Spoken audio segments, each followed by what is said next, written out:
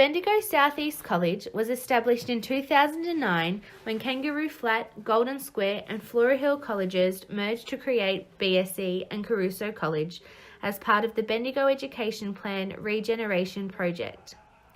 BSC caters for students from years 7 to 10, offering a curriculum based across 8 learning areas and 4 capabilities. The college itself is passionate about supporting students through services that are designed to recognise and nurture all students' abilities and needs.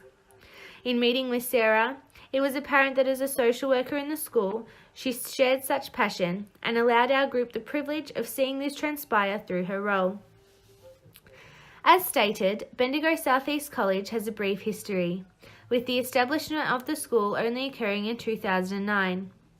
However, in drawing focus on the wellbeing roles, it's clear that social workers and other education support staff have contributed to the progression of the school moving forward. The school's mission statement claims that the college is a community that promotes harmony, participation, opportunity, and recognition, highlighting the value and uniqueness of every student as a human being. Through our interview with Sarah, it was mentioned that student support centres were established within school grounds to assist in thoroughly meeting all the needs of the students involved. It is within this space that the wellbeing team work together and independently to provide various services and levels of support to students who request or require assistance.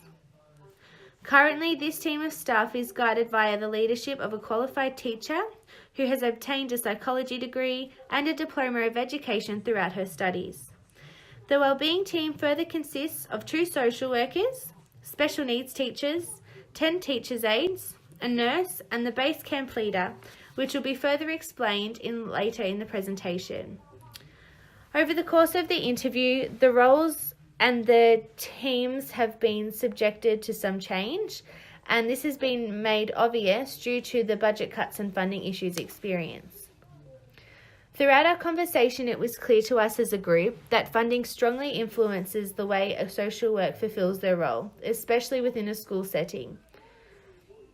Quite often, tensions can be caused by the lack of funding, which can restrict social workers like Sarah in fulfilling their role. Funding itself derives from an equity fund, which is received from all schools around Australia from the government. However, as stated by Sarah, every school tells a different story. The amount of this fund varies depending on the socio-economic status that a school finds itself in. The amount of funds received through this dictate the roles and resources available to staff as the principals make decisions about how this is spent. During our interview, Sarah reflected on how 3 years ago, 4 social workers were hired by BSE. However, now there are currently only 2 social workers who operate as education support staff. This equity fund not only contributes to the wages of the education support workers, but the extra programs and resources available to students and families. In discussing this, Sarah mentioned that extra funding can be received based on individual applications outlining the needs of specific students. However, being able to fund frequent guest speakers and programs can be a struggle for not only social workers, but the entire wellbeing team. Like that of funding, issues arise when it comes to advocating for the funds to be received by the school. When asked about this, Sarah remembered the processes she had to put herself through in order to gain an understanding of how she as a social worker within a school environment could advocate for change in terms of funding. At the beginning of her career as a social worker, she joined a lot of committees to understand certain processes and attach limitations to working in a school and obtaining such funding. She acknowledges that whilst far more could be done on her behalf in terms of advocacy, it occurs on a small scale from day to day. An example of this was in her attempt to reduce the cost of the school uniform to make it more accessible to all students and families and reinforce a sense of inclusiveness. Furthermore, Sarah also explained that whilst funding is helpful, as a social worker, it's vital to be flexible in thinking. This is exemplified in the way that the second-hand uniform shop was established within the Student Wellbeing Centre of the school. Children are welcome to access this room at any given stage of their day and take items as they need them. Currently, the focus of funding is dedicated to extending and strengthening staff knowledge regarding autism. It is found that teachers are constantly struggling to manage associated behaviours both inside and outside the classroom. Not only are the well-being of staff wanting to promote inclusiveness rather than exclusive approaches, they are also advocating for better ratios as they currently stand at one staff member to 100 students on average. Although it was made clear that funding impacts the role of a social worker dramatically, Sarah emphasised that students can positively be encouraged in other ways. Taking time out of your day to greet a student in the morning or merely smile at them within the school grounds could just change their whole mindset for one day. Those sentiments, although quite simplistic, are things that we valued as a group and hopefully apply to our own practice as future social workers.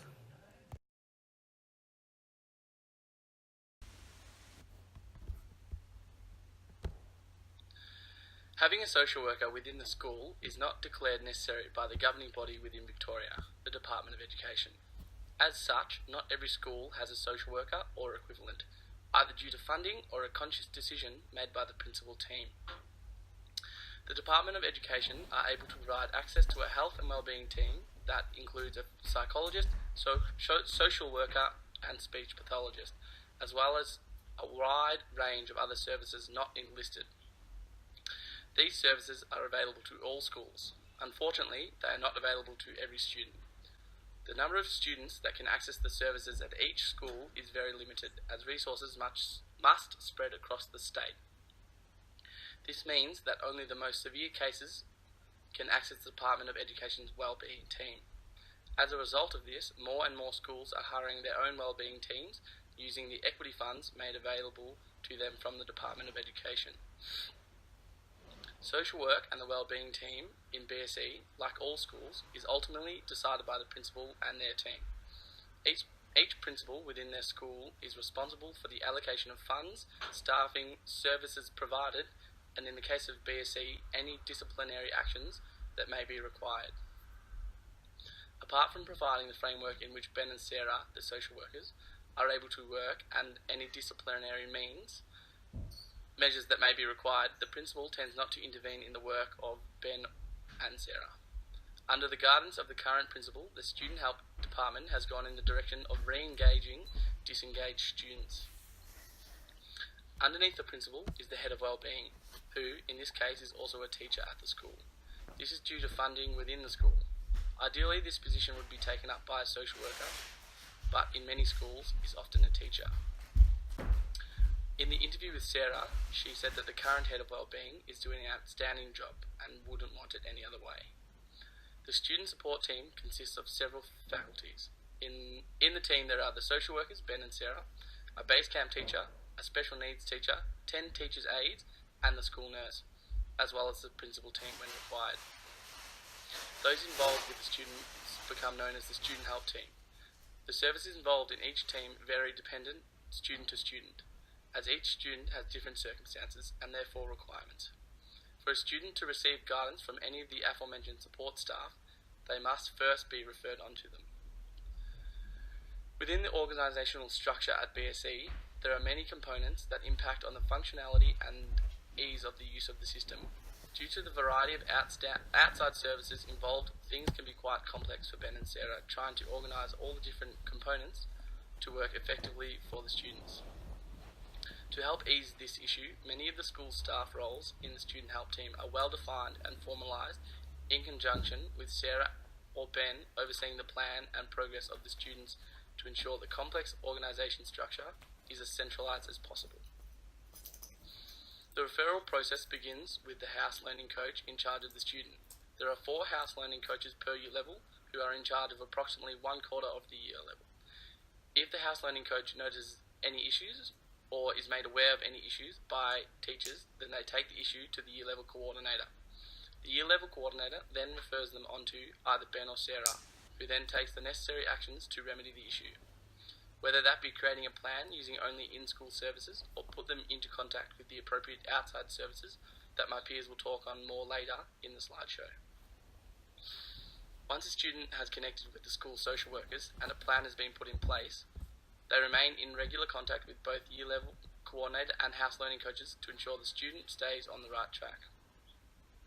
These outside services have a close relationship with BSE, coming to the school regularly to meet with both students and their respective student help teams.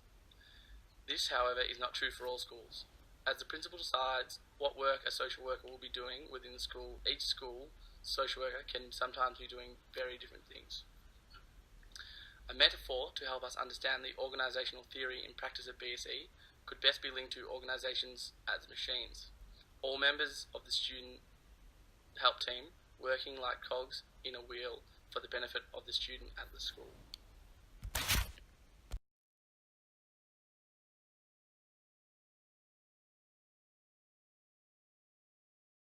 Through our interview with Sarah, we asked about what the policy is around performance indicators within the social work role at the school, and it was surprising to hear Sarah say how challenging it is to have specific assessments of performance within this setting compared to others.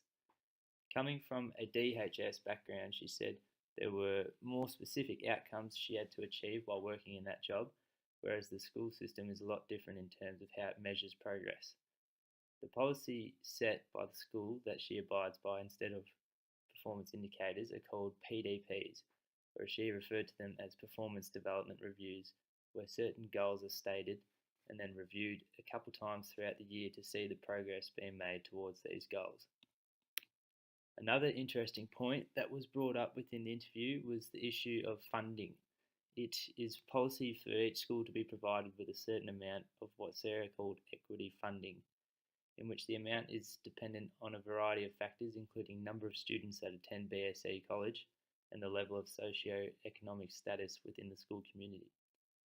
It is the responsibility of each school to delegate the equity funding between student programs designed to improve student well-being, social work resources, and even social work wages themselves, which is why many schools can struggle in employing multiple social workers. As the policy towards equity funding is based upon number of students attending the school and the levels of socio-economic status, the amount that is provided to each school is normally non-negotiable, according to Sarah. So in terms of accessing more funding for students, the social workers often have to advocate on behalf of the students to access funding through the form of scholarships or other government organisations where they can apply for further financial assistance. Sarah also revealed to us that the policies around home visits to students for school social workers were an example of program policy, in which the principal of the school is in charge of whether home visits are allowed to go ahead by staff. It was conveyed that home visits are very much an optional approach in schooling systems. At the Bendigo BSE College, the principal allows for home visits to occur as long as 2 staff members attend and are willing to participate in the home visit. This requires no extra training for those who go to the visits, but one of the social workers usually are present.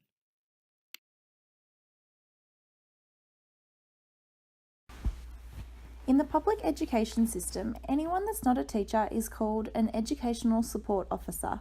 This includes social workers, nurses, receptionists, and sport coaches, etc. Social workers in schools have a large variety of roles and provide many services to the teachers, the clients, who in this case is the student, and the client's family or caregiver. Social workers in school provide teachers with training around child safety standards. This training is vital for teachers to recognise the signs of child abuse, bullying, and various forms of neglect. In Bendigo South East, the social workers' current focus is on the kids that are on the autism spectrum. Sarah, Ben, and the wellbeing team are currently working closely with the teachers to provide training focusing on inclusion, not exclusion. There are many services that social workers provide for the students. Firstly, because Bendigo South East College has 1,600 students, they are unable to do walk-ins. They mostly get students that have been referred to by year levels wellbeing teachers. The social workers in this particular school are unable to provide counselling because of the school's population. This is not a particularly big issue at this school, as it is in a regional area and there are many services in the Bendigo region that are easily accessible. If a school was in a rural or remote area, for example, the social worker may have may have to have a more proactive approach to counselling, as there may not be easy access to appropriate services. Some of the main services that are accessed are Headspace, CAMS, which is Child and Adolescent Mental Health Service, CASA, which is the Centre Against Sexual Assault, Child First, Youth Services, and Anglicare, which are the main ones. However, more can be accessed. The social workers at Bendigo South East help provide students with pathways to accessing monetary services. This can be so they can afford to go on school camps, excursions, cover travel expenses, and to be able to afford stationery and the school's uniform. Sarah herself said that the school's uniform is quite expensive. Social workers in schools advocate for finding in-school activities and for access to additional services. Additionally, social workers help students that may not want to continue their education after Year 10 develop a plan for their future. They may want help with TAFE applications, applying for apprenticeships, and even looking for employment. At Bendigo South East, the social worker's primary focus is first working with disengaged kids. However, there is only so much they can do if the parents are not on board. Depending on where the school is located, the socio-economic status of the community can play a massive role on parental involvement. Families that have a low socio-economic status may not be aware of the importance of their child accessing education, they may also be unable to afford books, utensils, and uniforms that students may need and may not have access. They also may not have access to appropriate transport. School social workers often provide parents with the information and resources on accessing community services to overcome these barriers.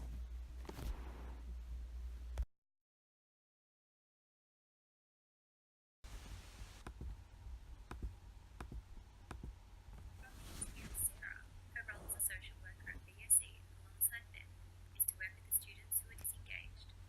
Sarah and Ben predominantly work with students who don't turn up to school. They focus a lot of their attention on who is at school and who is not, and to ensure they follow up on plans for the students that are not turning up to school. Because BSE is such a huge school comprising of close to 1,600 students, Sarah and Ben only deal with students who are referred to them. Therefore, they don't have any walk-in students into their offices. All school social workers in schools have different roles. At BSE, Sarah and Ben, the social workers, don't do counselling. They refer out to other services as they have access to other support services. These services include, but are not limited to, Headspace, Anglicare, and CASA. Whereas in many other schools, the school social workers may take on the role of a counsellor for students.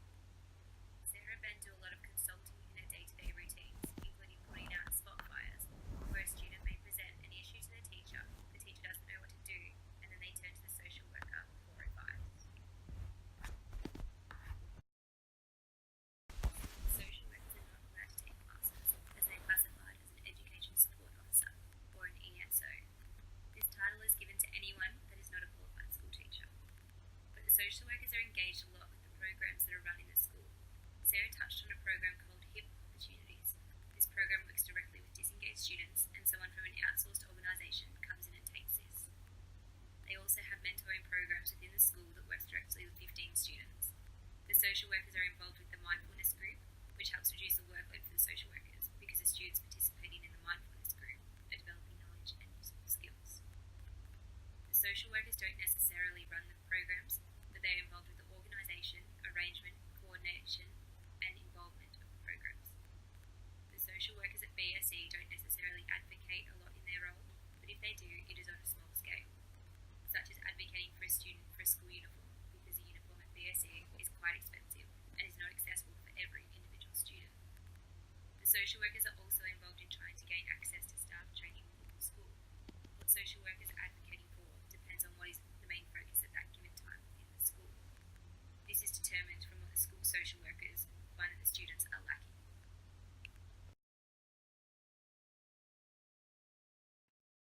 A school social worker's role is to ensure students can overcome several obstacles that could impact on their day-to-day life at school and at home. Social workers also work directly with families as well as the individual students. Families turn towards social workers to help in the adjustment of students in the classroom and at home. Families also seek help in social workers at school in referring on to other services within the community. A school social worker poses as an accessible professional for both families and individual students. It could be a very daunting experience for a student who is visiting a school social worker for the very first time, particularly if the student feels like other students can see them entering the social worker's office. This could make the student feel othered by peers or judged. It could be a difficult experience at first for the client due to the lengthy process of referrals, as it begins with the wellbeing teacher and it then gets referred to the social worker. The social worker then decides which outsourced agency is used, and then the client can be referred. Visiting the school social worker at BSE could be seen as a safe haven for a student, especially if the student's home environment does not make them feel safe and comfortable. Sarah did discuss that many of her students didn't show resistance when going to see either herself or Ben. The students were usually more than willing to receive any help and extra resources that were available to them. This is due to the majority of the teenagers going through difficult times, and therefore they will seek extra help where it is possible.